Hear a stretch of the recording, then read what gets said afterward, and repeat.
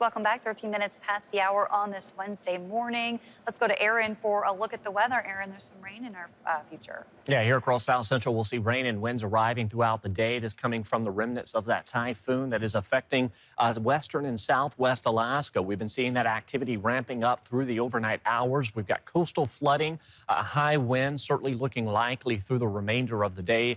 Erosion and damage certainly going to be an issue as well. Water levels 3 to 8 feet above the normal high tide. And of course, some of the greatest concerns will be out towards Norton Sound and the Yukon Delta. And as far as those winds, they'll likely gust upwards of about 60 miles per hour with some localized higher wind gusts. And much like we did see earlier this week or through the weekend with the Kuskokwim Delta, as you head out towards parts of the Yukon River, we could see that water backing up, causing some coastal flooding. And that's all thanks to those winds that continue to remain out of the southwest. And you can see rain ahead of the low itself.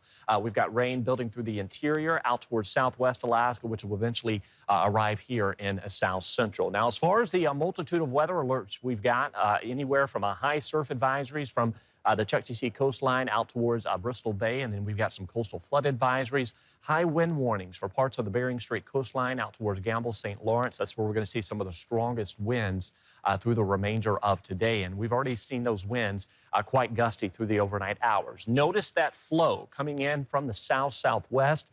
That is where we're going to see that better potential for some coastal flooding out towards southwest Alaska and, of course, through the Yukon Delta. And then again for areas out towards the Yukon River where it does empty into the Bering. We could see that water back up, causing some coastal flooding, erosion, and some structural damage. And that's certainly what we're going to be watching for the day. Wave heights out towards the Yukon Delta, Bristol Bay could be up to 4 to 8 feet. And of course, that high surf certainly going to be an issue through the remainder of the day as well. So far, winds have been gusting upwards of about 50 miles per hour as you head out towards Point Hope, really from the Seward Peninsula northward. This is where we're going to hold on to some of those higher wind speeds as that area of low pressure continues to build northward into the Chukchi Sea. And you can see that rain continuing to spread east across the state, so widespread activity out towards western, northwest Alaska here into the afternoon hours. You can see rain building across south central. Notice southern parts of the Kenai likely will stay on the drier side outside of some hit or miss showers. Most of the rain will be falling through the Anchorage Bowl, through the as you head through Prince William Sound and into the Mat-Su Valley. And then those winds die down overnight into tomorrow.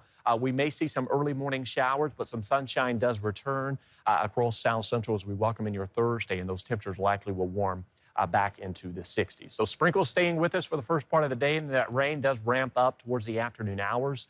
We'll likely see highs today staying in the upper 50s. Pleasant weather for southeast today outside of some spotty activity and some morning fog. You can see those temperatures topping out in the 60s and the 70s.